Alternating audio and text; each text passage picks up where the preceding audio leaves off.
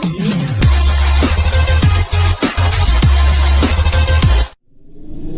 Jungle.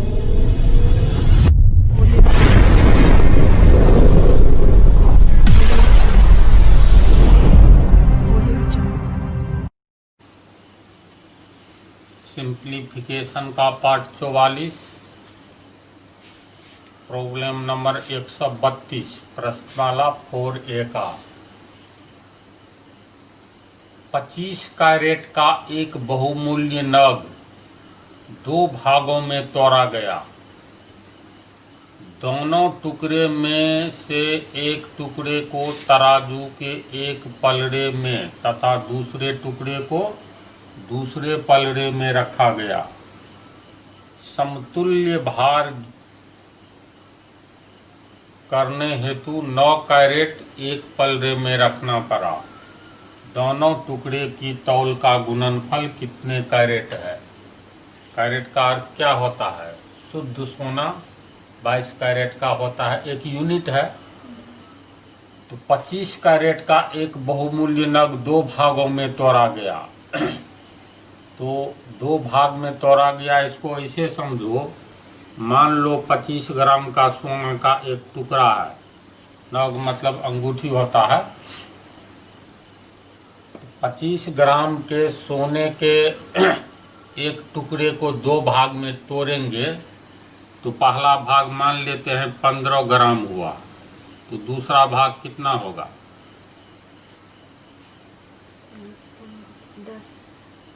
10 कैसे निकालेंगे? 25 minus 15।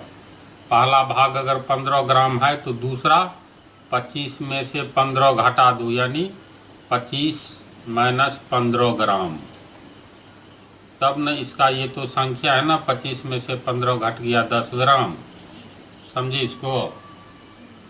तो 25 कैरेट का एक बहुमूल्य नग दो भागों में तोड़ा गया। तो मान लेते हैं पहला भाग x ग्राम है, तो दूसरा भाग 25 माइनस x ग्राम होगा अगर ग्राम में माने तो। इसी तरह 25 कैरेट का एक बहुमूल्य नग दो भागों में तोड़ा गया। मान लेंगे पहला भाग x कैरेट है, तो दूसरा भाग 25 माइनस x कैरेट होगा।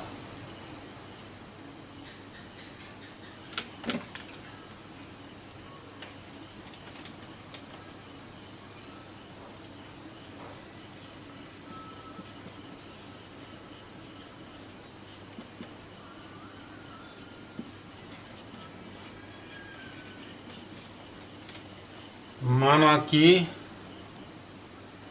पहला टुकड़ा x ग्राम है, x कैरेट है। माना कि पहला टुकड़ा बराबर x कैरेट, तो दूसरा टुकड़ा 25 कैरेट का है, तो दूसरा 25 माइनस x कैरेट होगा। दूसरा टुकड़ा बराबर 25 माइनस x कैरेट।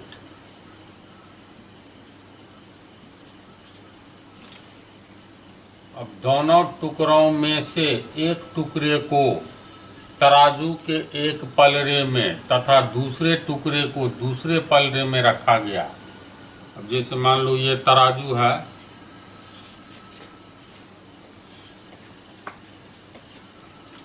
तो तराजू के एक भाग में x कैरेट रखा गया, दूसरे में रखा गया 25 माइनस x कैरेट।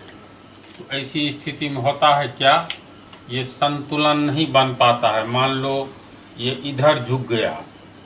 वैसे भी हम लोग दुकान में जब सामान लेते हैं, इसमें मान लो 100 ग्राम चीनी लेना है, तो चीनी इसमें डाला और ऐसे पलरा रहा। इसका मतलब संतुलन कब होगा? जब ऐसे आएगा तब। तो इसमें और चीनी डालना पड़ेगा। उसी तरह पहला भाग में x कैरेट डाला गया और दूसरे भाग में 25 माइनस x कैरेट, लेकिन दोनों संतुलन की स्थिति में नहीं आया। कहने का अर्थ इस पोजीशन में मान लो आ गया, इसका अर्थ है इधर और चाहिए, कुछ कैरेट चढ़ाना होगा। या ऐसा भी हो सकता है ऐसे हो गया, इसका मतलब इधर चढ़ाना होगा, है ना। तौल में तो ऐसे ही न होता है, सब्जी खरीदो या कोई किराना का आइटम तो तराजू में तौलते हैं। ये जो होता है ऊपर वाला डंडा ऐसे हो गया, तो ऐसी स्थिति में इधर डालो, ऐसे हो गया तो इधर डालो, यही बात न होती है। तो इसमें कह रहा है दो भाग में तोड़ा गया, तो मान लिए 25 कैरेट में पहला भाग x कैरेट है तो दूसरा भाग 25 माइनस x कैरेट होगा। अब कह रहा है एक टुकड़े को तराजू के एक पलड़े में तथा दूसरे टुकड़े को दूसरे पलड़े में रखा गया। समतुल्य भार यानी समान भार होने के लिए 9 कैरेट एक पलड़े में रखना पड़ा। अगर मान लो पोजीशन ऐसे है तब तो इधर रखना होगा ताकि संतुलन बने, पृथ्वी के समानांतर ये डंडी हो। अगर ऐसे है तो इधर रखना होगा। तो समतुल्य भार यानी समान भार होने के लिए 9 कैरेट एक पलड़े में रखा गया। ये नहीं है जो किधर रखा गया, तो हम लोग कहीं भी मान सकते हैं, इधर भी रख सकते हैं 9 कैरेट एक पलड़े में रखना पड़ा, या इधर भी रख सकते हैं, दोनों में से जिधर इच्छा हो। तो मान लेते हैं 9 कैरेट उस पलड़े में रखा गया जिस पलड़े में x कैरेट है, या 9 कैरेट दूसरे टुकड़ा वाला में रखा गया यानी इधर रखा गया, या पहले में, कोई भी चीज़ मान सकते हैं। तो चलो मान लेते हैं पहले पलड़े में ही रखा गया है।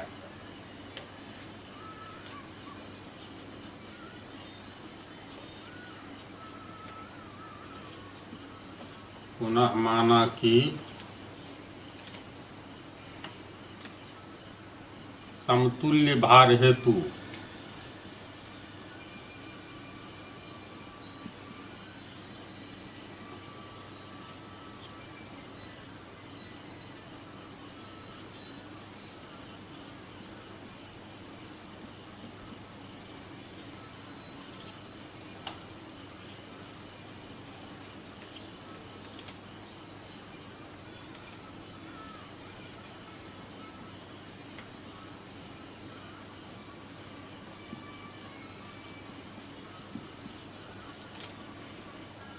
मान लिए समतुल्य भार यानी समान भार हो,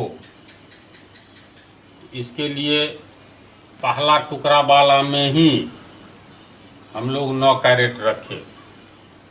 तो ऐसी स्थिति में संतुलन बन गया, यानी इधर जितना हुआ उधर भी उतना ही होगा। तो समतुल्य भार हेतु पहले टुकड़े के साथ 9 कैरेट रखा गया, तो पहला में है x कैरेट, यानी x कैरेट इसके साथ रखा गया कितना 9 कैरेट, प्रश्न के अनुसार तो 9 कैरेट। अब दोनों का भार एक समान हो गया,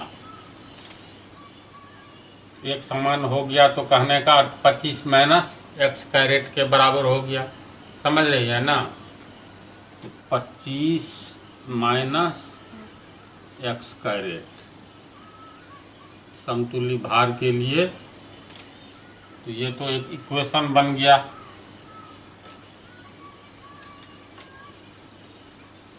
अब इसको हम लोग लिख सकते हैं, कैरेट कॉमन लोगे तो कट जाएगा। तो ये हो गया x प्लस 9 बराबर 25 माइनस x। इस x को इधर लाएंगे तो 2x, x जोड़ x 2x, 9 को इधर ले जाएंगे तो प्लस 9 हो जाएगा माइनस 9, और 2x बराबर 16, इसीलिए x बराबर 16/2 बराबर 8, इसलिए x बराबर 8। अब कह रहा है दोनों टुकड़ों की तौल का गुणनफल कितने कैरेट है। तो पहला टुकड़ा x कैरेट यानी 8 कैरेट हो गया ना। अतः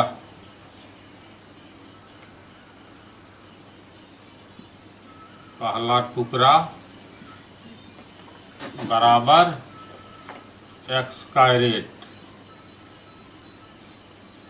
x का मान 8 निकला है तो यहाँ पर 8 रखेंगे, x के आगे कैरेट तो 8 कैरेट। तथा दूसरा टुकड़ा दूसरा है 25 माइनस x कैरेट।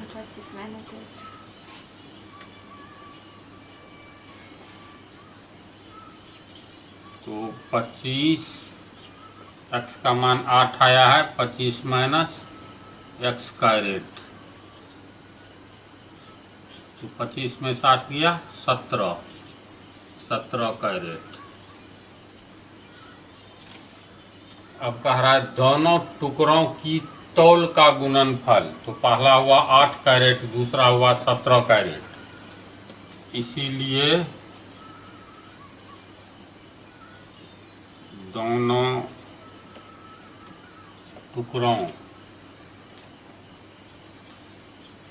की तौल का गुणनफल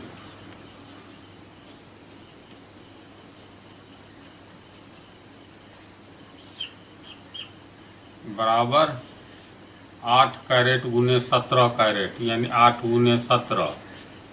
तो 17 चौका 68 दूनी 136 कैरेट आंसर। समझिए इसको, इक्वेशन आधारित है, वीक हिसाब है, कमजोर हिसाब। इसके बाद अब आओ 133।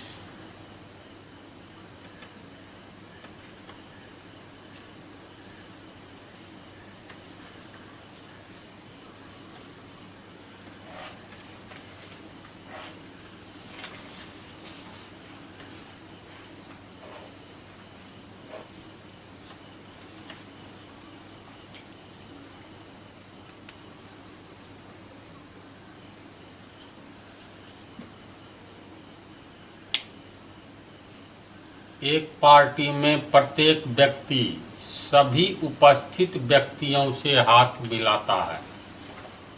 यदि कुल हैंडशेक 66 हुए हो तो पार्टी में कितने व्यक्ति हैं? एक पार्टी में प्रत्येक व्यक्ति सभी उपस्थित व्यक्तियों से हाथ मिलाता है। यदि कुल हैंडशेक 66 हुए हों तो पार्टी में कितने व्यक्ति थे?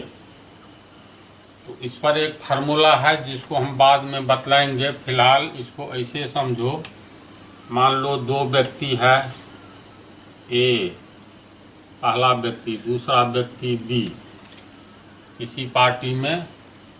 तो दोनों एक दूसरे से हाथ मिलाएगा। पहला हाथ मिलाएगा तो ये भी हाथ बढ़ाएगा, तो व्यक्ति 2 है तो हाथ हैंडशेक यानी हाथ मिलाने की संख्या 1 होगी। ये होगा 1। मान लो पार्टी में 3 व्यक्ति है, A B C. A B से हाथ मिलाएगा, एक बार हैंडशेक हुआ। फिर ए सी से हाथ मिलाएगा, 2 बार हुआ। इसके बाद ए बी से मिला चुका है तो बी को ए से हाथ मिलाने की आवश्यकता नहीं है। ए सी से हाथ मिला लिया है तो सी को ए से हाथ मिलाने की आवश्यकता नहीं है। अब मात्र बी सी से हाथ मिलाएगा। बी सी से हाथ मिलाएगा तो अब गिनती करो तो कितने बार हाथ मिलाया गया? 2 बार, एक बार 3 बार, तो ये हुआ 3 बार। फिर सोचो, अगर 4 व्यक्ति है,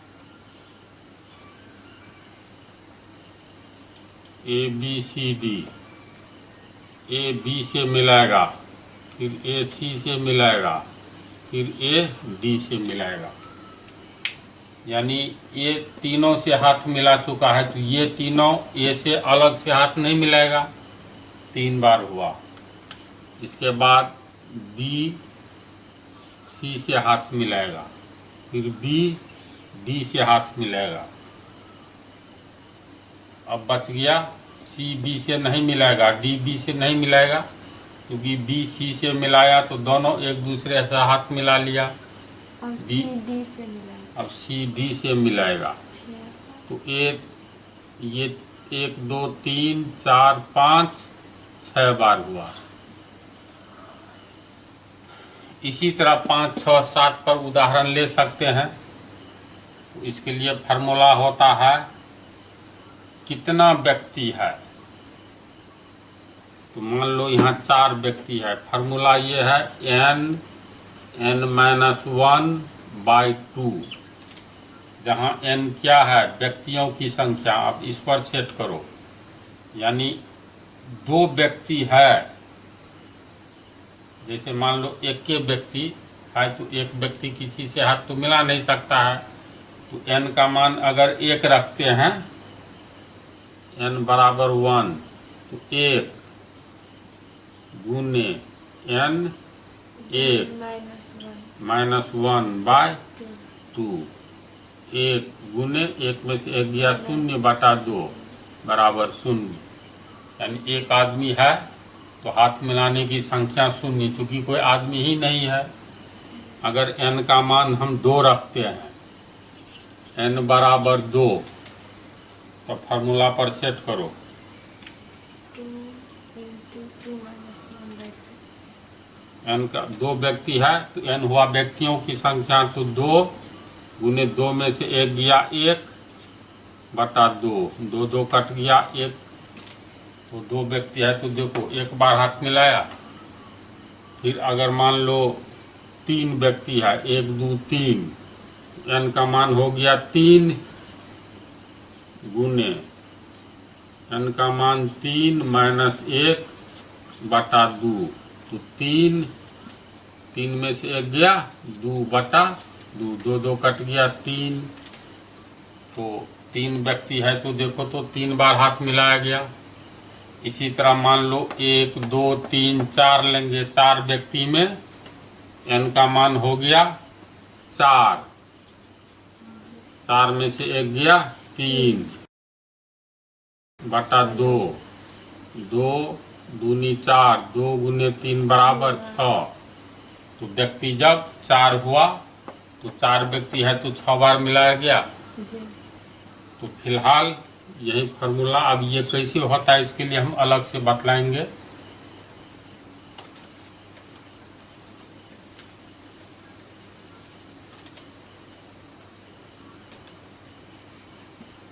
माना कि एक पार्टी में प्रत्येक व्यक्ति सभी उपस्थित व्यक्तियों से हाथ मिलाता है। यदि कुल हैंड शेक 66 हुए हो, यानी 66 बार हाथ मिलाया गया, एक एक बार मिलाया तब 66 बार हाथ मिलाया गया, तो पार्टी में कितने व्यक्ति हैं। तो माना कि पार्टी में व्यक्तियों की संख्या n है।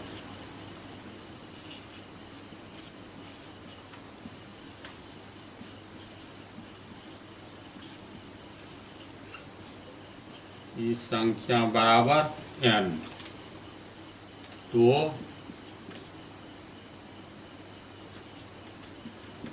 हैंडशेक यानी हाथ मिलाने की संख्या, हैंडशेक की संख्या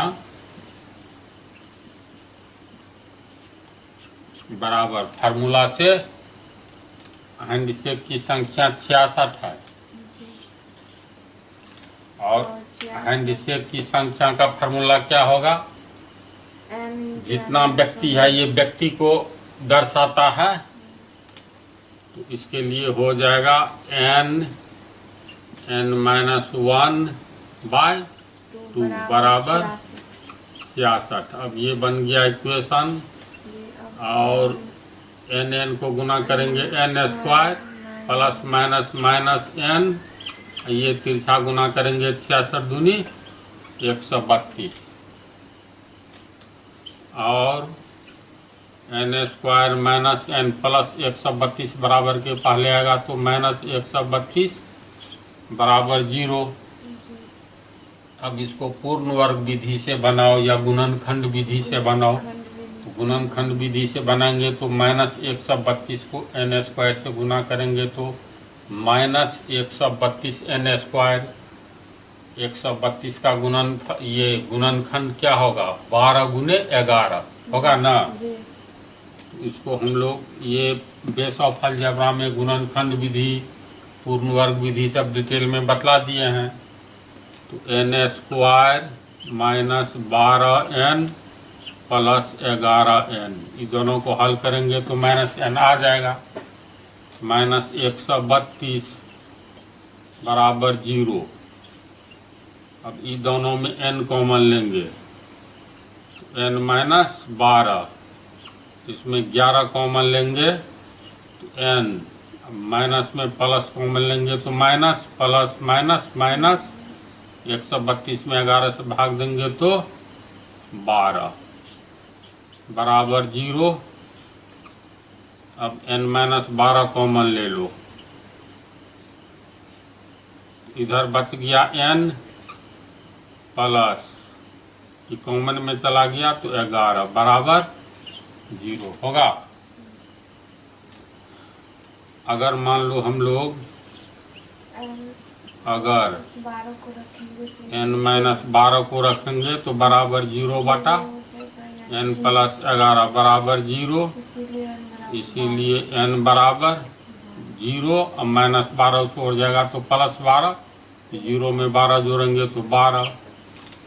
अगर मान लो n प्लस 11, इसको आगे करते हैं पुनः, n प्लस 11 का मान निकालेंगे तो ये हो जाएगा 0 बटा n माइनस 12 बराबर 0 होगा, इसीलिए n बराबर -11। तो व्यक्तियों की संख्या कभी निगेटिव ऋणात्मक संख्या में नहीं होगी, इसलिए व्यवहारिक मान क्या होगा, 12 होगा। तो इसको हम लोग लिख सकते हैं व्यावहारिक